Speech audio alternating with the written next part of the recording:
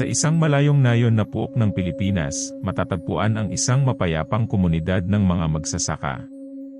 Isang lugar kung saan ang mga taniman ay sagana at ang mga tao ay mababait. Ngunit kahit gaano pa kaganda ang imahe ng nayong ito, may mga misteryong naglalakip sa mga lilim at kadiliman. Si Mateo, isa sa mga kabataang naninirahan sa nasabing nayon, ay may kakaibang pagkukuro sa mga pangyayari sa paligid. Lagi siyang napapaisip sa mga kwento ng mga lumang taga-nayon ukol sa mga aswang. Sa likod ng kanilang mga tawa, laging naroroon ang takot sa kanyang puso. Sa tuwing magkukwentuhan sila sa ilalim ng mga puno ng akasya, lalo pang naiparamdam kay Mateo ang misteryo ng gabi. Isang gabi, habang ang buwan ay may halong dilim at ang mga tala ay nagmumukhang kulay pula, may kakaibang nangyari sa nayon. Nagkaroon ng isang malakas na kalabog na sumalubong sa mga mata ng mga naninirahan.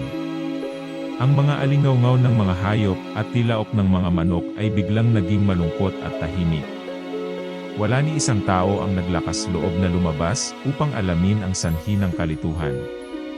Ngunit sa gitna ng gabi, napagtanto ni Mateo na may hindi tama.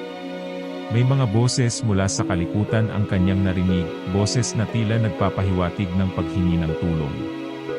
Sa kabila ng kanyang takot, pinilit niyang sundan ang mga boses na iyon, dala-dala ang sinumpaang itak na kanyang sandata.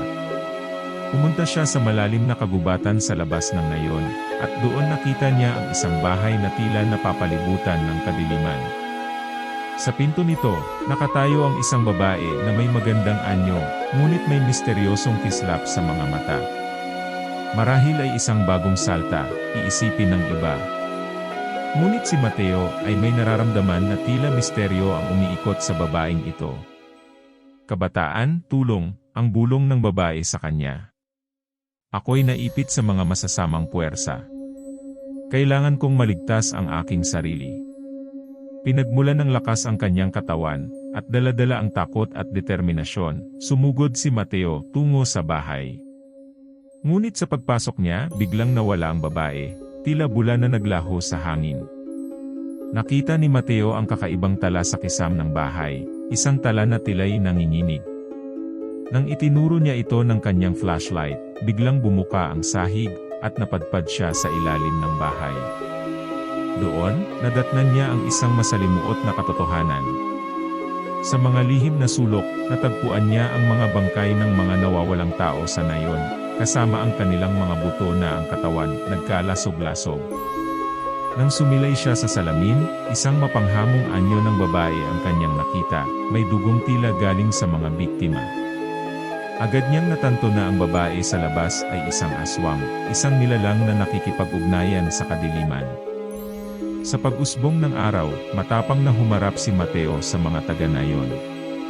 Ipinahayag niya ang lahat ng kanyang natuklasan, at ang katotohanang kinakaharap ng kanilang komunidad.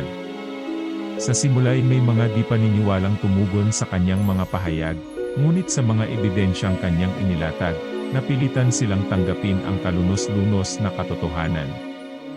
Nagkaisa ang mga tao sa nayon upang harapin ang banta ng aswang.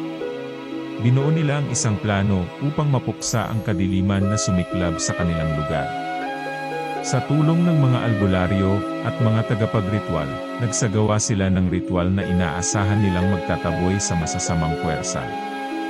Sa gabi ng kanilang pagtutuos, ang nayon ay sumiklab sa mga apoy at mga pagsabog.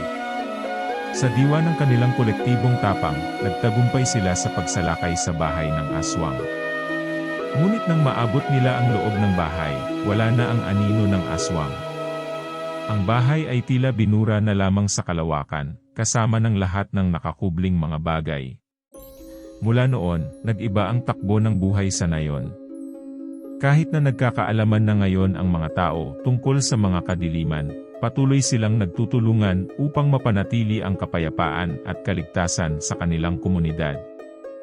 Dahil sa kanilang pagkakaisa, naging lihim nilang napawi ang dilim na inakala nilang maghahari magpakailanman. Sa bawat dilim, ay mawaliwanag.